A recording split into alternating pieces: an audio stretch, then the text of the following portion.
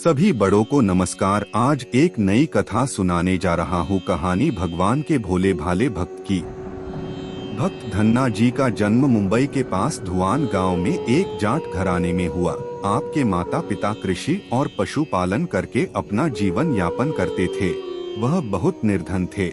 जैसे ही धन्ना बड़ा हुआ उसे भी पशु चराने के काम में लगा दिया। वह प्रतिदिन पशु चराने जाया करता। गांव के बाहर ही कच्चे तालाब के किनारे एक ठाकुर द्वार था जिसमें बहुत सारी ठाकुरों की मूर्तियां रखी हुई थी। लोग प्रतिदिन वहां आकर माथा टेकते व भेंटा अर्पण करते। धन्ना पंडित को ठाकुरों की पूजा करते, स्नान करवाते व घंटियां खड़काते रोज देखता। अल्पबुद्धि का होने के कारण वह समझ न पाता। एक दिन उसके मन में आया कि देखते हैं कि क्या है। उसने एक दिन पंडित से पूछ ही लिया कि आप मूर्तियों के आगे बैठकर आप क्या करते हो। पंडित ने कहा, ठाकुर की सेवा करते हैं जिनसे कि मनोकामनाएं पूर्ण होती हैं। धन्ने ने कहा, यह ठाकुर मुझे भी दे दो। उससे छुटकारा पाने के लिए पंडित ने कपड़े में पत्थर लपेटकर दे दिया। घर जाकर धन्ने ने पत्थर को ठाकुर समझकर स्नान कराया और भोग लगाने के लिए कहने लगा। उसने ठाकुर के आगे बहुत मिन्नतें की। धन्ने ने कसम खाई कि यदि ठाकुर जी आप नहीं खाएंगे तो मैं भी भूखा ही रहूंगा।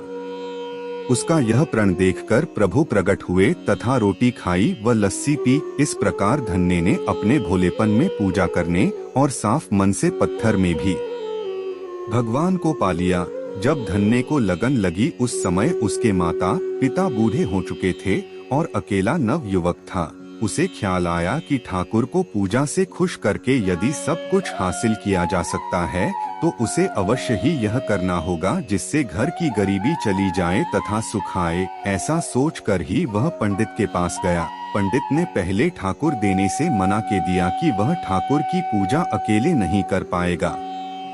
दूसरा, तुम अनपढ़ हो। तीसरा, ठाकुर जी मंदिर के बिना कहीं नहीं रहते और नहीं प्रसन्न होते, इसलिए तुम जिद मत करो और खेतों की संभाल करो। ब्राह्मण का धर्म है पूजा पाठ करना, जाट का कार्य है अनाज पैदा करना। परंतु धन्ना टस से मस न हुआ।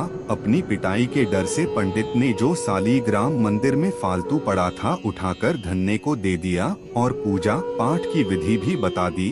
पूरी रात धन्ने को नींद न आई। वह पूरी रात सोचता रहा कि ठाकुर को कैसे प्रसन्न करेगा और उनसे क्या मांगेगा। सुबह उठकर अपने नहाने के बाद ठाकुर को स्नान कराया। भक्ति भाव से बैठकर लस्सी रिड़की व रोटी पकाई। उसने प्रार्थना की, हे प्रभु भोग लगाओ। मुझ गरीब के पास रोटी लस्सी और मक्खन ही है और कुछ नहीं। जब और चीजें दोगे तब आपके आगे रख दूंगा। वह बैठा ठाकुर जी को देखता रहा। अब पत्थर भोजन कैसे करे। पंडित तो भोग का बहाना लगाकर सारी सामग्री घर ले जाता था, पर भले बालक को इस बात का कहाँ ज्ञान था। वह व्याकुल होकर कहने लगा कि क्या आप जाट का प्रसाद नहीं खाते। दादा तो इतनी देर नहीं लगाते थे। यदि आज आपने प्रसाद न खाया तो मैं मर जाऊंगा, लेकिन आपके बगैर नहीं खाऊंगा। प्रभु जानते थे कि यह मेरा निर्मल भक्त है, छल कपट नहीं जानता। अब तो प्रकट होना ही पड़ेगा। 1 घंटा और बीतने के बाद धन्ना क्या देखता है कि श्री कृष्ण रूप भगवान जी रोटी मक्खन के साथ खा रहे हैं और लस्सी पी रहे हैं। भोजन खाकर प्रभु बोले, धन्ने जो इच्छा है मांग लो, मैं तुम पर प्रसन्न हूँ। धन्ने ने हाथ जोड़कर विनती की, भाव जो तुम्हारी भक्ति करते हैं तो उनके कार्य संवार देता है। मुझे गेहूँ दाल व घी दीजिए, मैं खुश हो जाऊंगा। यदि जूता कपड़े 7 प्रकार के अनाज, गाय या भैंस, सवारी करने के लिए घोड़ी तथा घर की देखभाल करने के लिए सुंदर नारी मुझे दें। धन्ने के यह वचन सुनकर प्रभु हंस पड़े और बोले, यह सब वस्तुएं तुम्हें मिल जाएंगी। प्रभु बोले, अन्य कुछ। प्रभु, मैं जब भी आपको याद करूं आप दर्शन दीजिए। यदि कोई जरूरत हुई तो बताऊंगा। तथास्तु। भगवान ने उत्तर दिया, हे प्रभु, धन्ना आज से आपका आजीवन सेवक हुआ। आपके अलावा किसी अन्य का नाम नहीं लूंगा। धन्ना खुशी से दीवाना हो गया। उसकी आंखें बंद हो गई। जब आंखें खोली तो प्रभु वहाँ नहीं थे। वह पत्थर का सालग्राम वहाँ पड़ा था। उसने बर्तन में बचा हुआ प्रसाद खाया जिससे उसे 3 लोकों का ज्ञान हो गया। प्रभु के दर्शनों के कुछ दिन पश्चात धन्य के घर सारी खुशियां आ गई। एक अच्छे अमीर घर में उसका विवाह हो गया। उसकी बिना बोई भूमि पर भी फसल लहलहा गई। उसने जो जो प्रभु से मांगा था उसे सब मिल गया।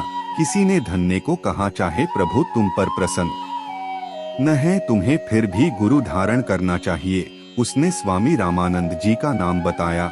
एक दिन अचानक ही रामानंद जी उधर से निकले। भक्त धन्य ने दिल से उनकी खूब सेवा की तथा दीक्षा की मांग की। रामानंद जी ने उनकी विनती स्वीकार कर ली और दीक्षा देकर धन्य को अपना शिष्य बना लिया। धन्ना भगवान के नाम का सुमिरन करने लगा। दोस्तों, इस वीडियो में बस इतना ही। मिलते हैं अगले वीडियो में। अपना ख्याल रखिएगा।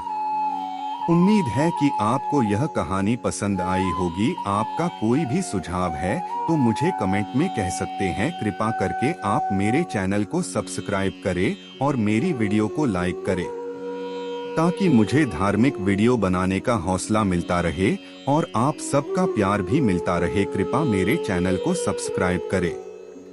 अब मैं मिलता हूँ आपको अगली वीडियो में।